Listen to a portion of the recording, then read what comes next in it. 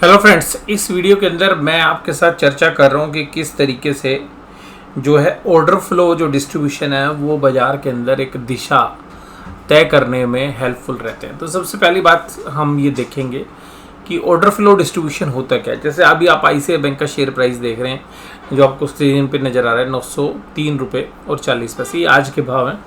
जब आज 22 सितंबर 2022 के दौरान आज जब बाज़ार बंद हुए तब ये स्थिति थी।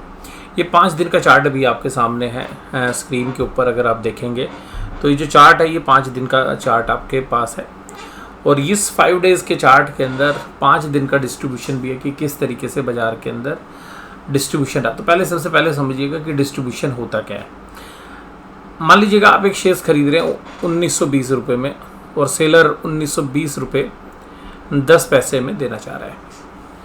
तो जब आप किसी शेयर्स को खरीदते हैं तो आपकी बिड है इधर 1920 रुपये में और बेचने वाले की 1920 रुपये 10 पैसे में। तो शेयर अगर आप बेचना चाहें अभी एट प्रेजेंट तो 1920 रुपये में बेच सकते हैं। तो आप सीधा शेयर्स का फ्लो मारेंगे 1920 रुपये के ऊपर, आपका शेयर तुरंत जो है एग्जीक्यूट हो जाएगा। लेकिन आप 1920 रुपये 10 पैसे लगाएंगे तो आपको बेचने में थोड़ा समय लगेगा।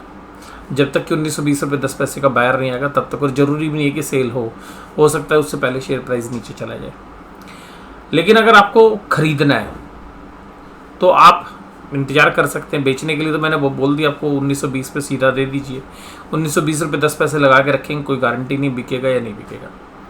इसी तरीके से आपने खरीदनी है, आपने प्राइस डाल दिया 1920 रुपये, कोई गारंटी नहीं आपको माल मिलेगा नहीं मिलेगा, लेकिन आप सीधा माल उठा सकते हो 1920 रुपये 10 पैसे में।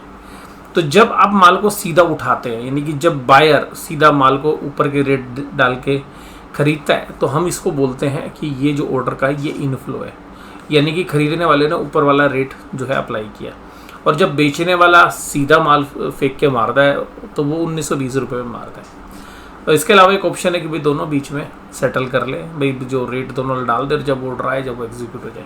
तो जनरली जो ऑर्डर ऊपर से नीचे की तरफ लगते हैं वो 1920 पे लगेंगे, जो नीचे से ऊपर की तरफ लगेंगे वो 1920 रुपये 5 पैसे 10 पैसे जहाँ पर भी भाव होगा वहाँ लगेंगे। तो जब ये जो डिस्ट्रीब्यूशन होता है तो इसमें किस तरीके से काम होता है, तो देखिएगा जो डिस्ट्रीब्यूशन है ये बहुत सारी वेबसाइट्स के ऊपर आपको मिल जाएगा।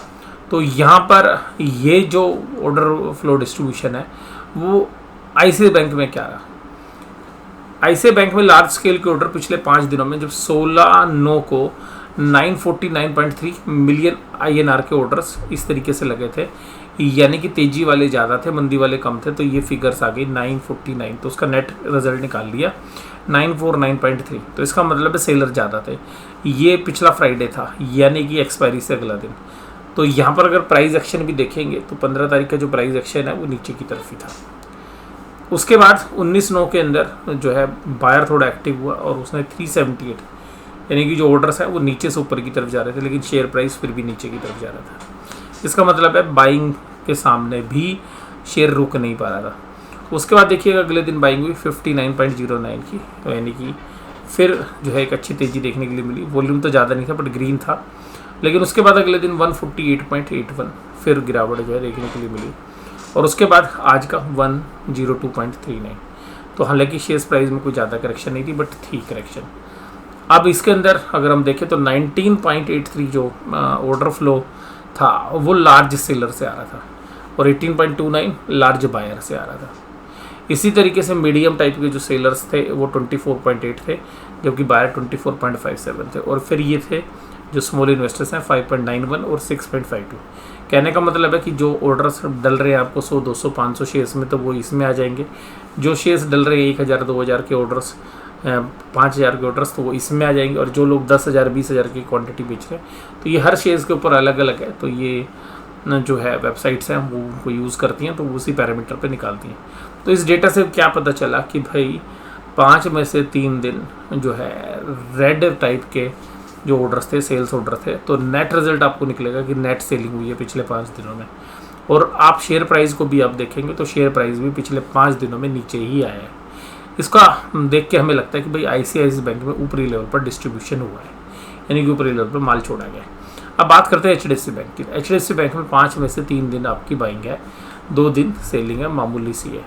लेकिन शेयर्स का प्राइस कहाँ पर है, शेयर्स का प्राइस नीचे की तरफ है और आउटफ्लो भी लोअर साइड पे। तो इसका मतलब ये देखा जा सकता है कि अगर HDFC बैंक के अंदर निचले लेवल्स पर बाइंग कंटिन्यू हो सकती है, क्योंकि लार्ज जो बायर्स है वो अभी भी एक्टिव है।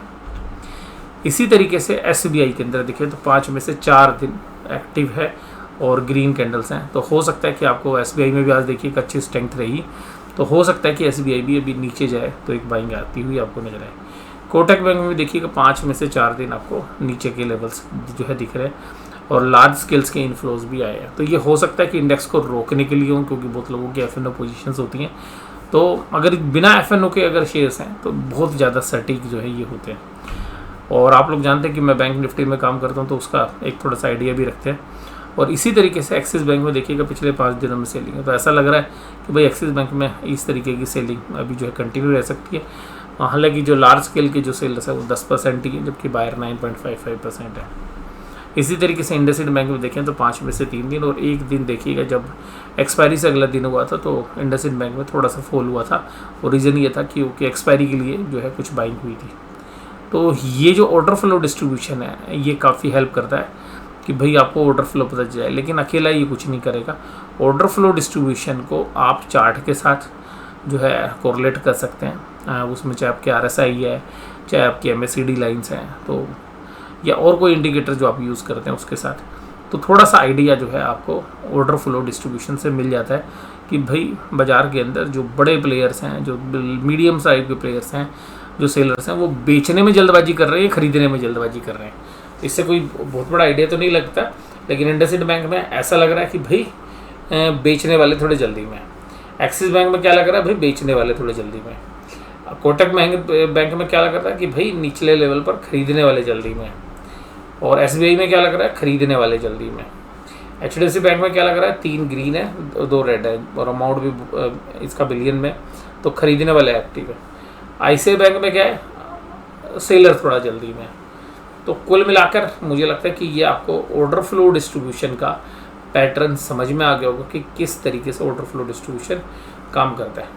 तो ये जो शेयर्स हैं जो आप डिलीवरी बेसिस पे करते हैं खाली, और जो कैश मार्केट के शेयर्स हैं उस पर भी आप जो है ऑर्डर फ्लो डिस्ट्रीब्यूशन से ये आइडिया लगा सकते हैं कि भाई जब ऑर्डर फ्लो डिस्ट्रीब्यूशन पिछले 4-5 दिन में कोई अच्छा बेस बन रहा है तो इसका मतलब है शेयर ऊपर की तरफ ब्रेकआउट करने की उम्मीद होगी। फिर उसको साथ में RSI में देख लीजिएगा, MACD में देख लीजिएगा, या और जो इंडिकेटर्स हैं, मूविंग एवरेजेस हैं जिनको आप यूज़ करते हैं, और आपके चार्ट के अंदर जो कैंडल स्टिक्स हैं वो किस तरीके से बन रही है, अगर उन सबको कोरिलेट करें तो शायद मुझे लगता है कि क्योंकि जो रियल बाइंग और सेलिंग आई है वो ऑर्डर फ्लो डिस्ट्रीब्यूशन से आई है, इसको भी यूज़ करके आप एक बेटर जो है जजमेंट की तरफ पहुंच सकते हैं। और मुझे लगता है कि ये वीडियो आपके लिए काफ़ी यूज़फुल रहेगी।